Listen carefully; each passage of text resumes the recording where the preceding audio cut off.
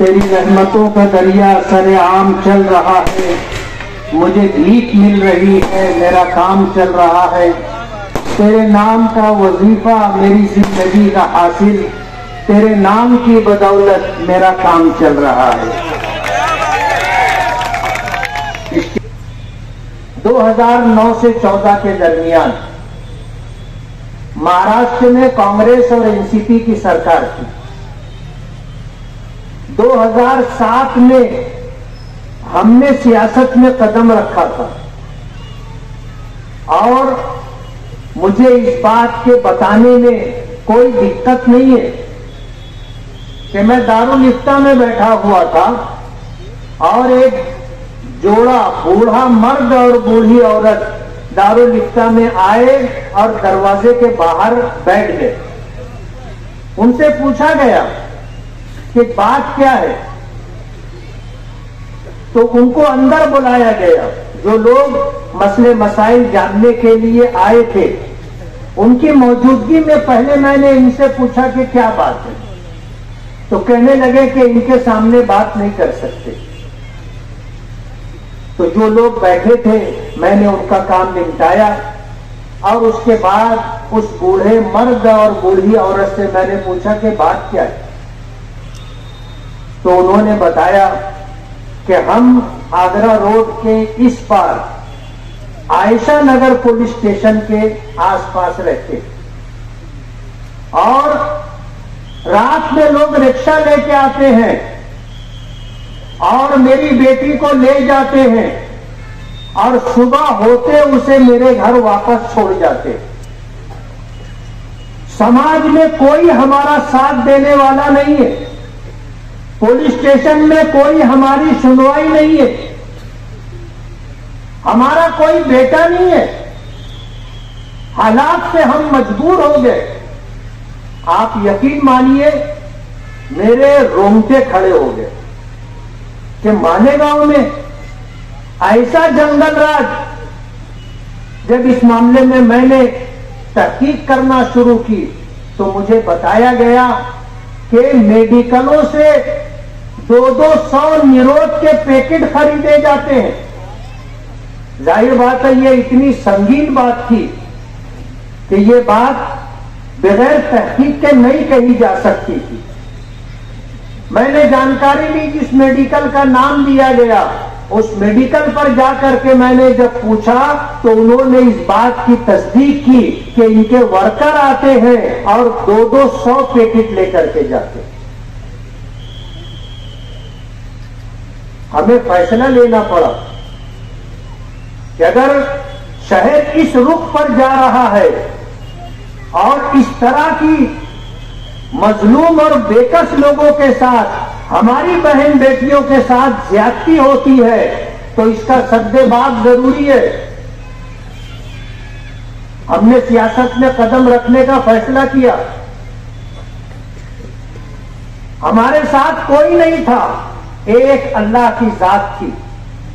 हमारी नीयत अच्छी थी।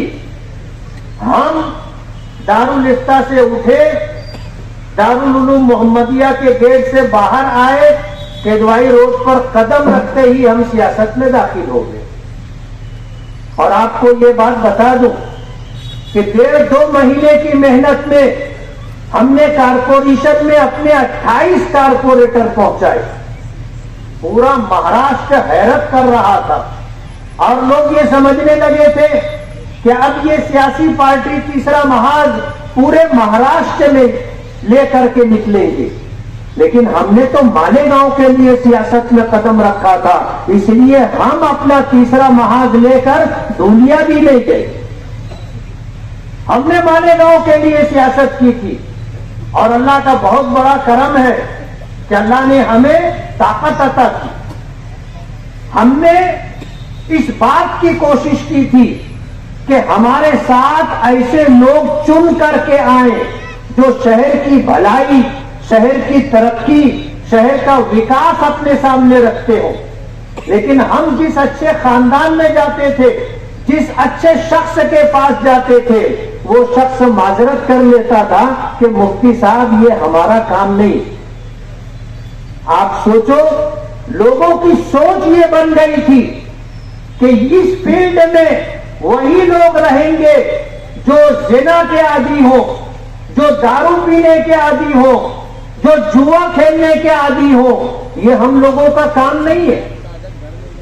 हम कोशिश करते रहे कि अच्छे से अच्छे लोगों को लेकर के आए, लेकिन कहते हैं ना, बुराई में बहुत ताकत होती है, बुराई में बहुत ताकत होती है और बहुत आगे उड़ता हुआ नजर आता है, लेकिन अंजाम अगर आप देखोगे तो अंजाम सच्चाई और अंजाम और हकीकत हमेशा हक पर रहने वालों के साथ होता है। 2009 में हमें चैलेंज किया गया, मां का दूध पिए होंगे तो खुद आओ मैदान में, क्या इसको उसको आप जो है इलेक्शन लड़वा रहे हो, 5 करोड़ रुपया खर्च करने की ताकत होगी तो आओ मैदान में। रमजान का महीना था, मस्जिद की इमामत, कुरान पाक तरावी में सुनाना, वो एक सहम। ऐसे हालात में चैलेंज किया गया। मैंने अपने साथियों से मशवरा किया कि क्या करना चाहिए, क्या करना चाहिए। साथियों ने हिम्मत नहीं बढ़ाई, बल्कि साथियों ने ऐसी बात कही जिससे हिम्मत खत्म हो जाए। जाहिर बात है, उनके सामने भी इनका किरदार था। ये जो कुछ करते थे साथियों को पता था। कहने लगे मुफ्ती साहब अपने हार जाएंगे। तो मैंने उनसे पूछा कि अगर हम हार गए तो क्या हमें फांसी की सजा हो जाएगी या उम्र कैद के लिए हमें उम्र कैद के साथ जेल में डाल दिया जाएगा? तो कहने लगे कि ऐसा नहीं होता। तो मैंने कहा अगर हार जाएंगे तो मैदान में आने के बाद मुकाबला आराई हो तो जीत और हार ही होती है। और इतना हौसला और हिम्मत है कि हारने के बाद भी हम डिप्रेशन में नहीं जाएंगे, घर में घुस के 24 घंटा दारू पी करके नहीं पड़े रहेंगे। हिम्मत है, हारने का हौसला है। और मैंने कहा कि भाई हमने मां का दूध तो पिया है और 5 करोड़ रुपया पैसा खर्चा करके अगर कोई इलेक्शन जीतता है तो ये कोई बड़ी बात नहीं है। हम बगैर पैसे का इलेक्शन लड़ेंगे और इंशाअल्लाह जीत करके बताएंगे। हमने मालेगांव के लोगों को आवाज दी, उनके जमीर को जगाया, शहर में क्या हो रहा है उन्हें बताया और उनका साथ मांगा। और हमने उनसे ये गुजारिश की कि अगर आपको हमारी बात से इत्तेफाक है तो जब वोट का दिन आएगा तो अपने जमीर की आवाज पर हमें वोट देना। और आज अगर आपने फैसला कर लिया है कि आप हमारे साथ रहेंगे तो आप हमें 1 रुपया देना। शहर के लोगों ने 84,000 रुपया दिया, उससे जायद। हमको अंदाजा हो गया कि हम इंशाअल्लाह जीत जाएंगे। रिजल्ट हमको महसूस होने लगा, लेकिन हमने अपनी मेहनत में कोई कसर बाकी नहीं रखी। मालेगांव का एक मोहल्ला, एक गली और एक घर हमने जाने की कोशिश की। और शायद आपको पता होगा कि हम शेख रशीद के घर भी वोट मांगने गए, निहाल साहब मरहूम के घर भी वोट मांगने के लिए गए थे। जब हम शेख रशीद के घर गए तो उनके एक साहबजादे कहने लगे कि हमको वोट दो। मैंने कहा मेरे घर मांगने आओ, मेरे घर मांगने आओ, मुझे वोट चाहिए और आपके घर वोट है तो हम वोट मांगने के लिए आए। आपका हमारा कोई जाति झगड़ा नहीं है।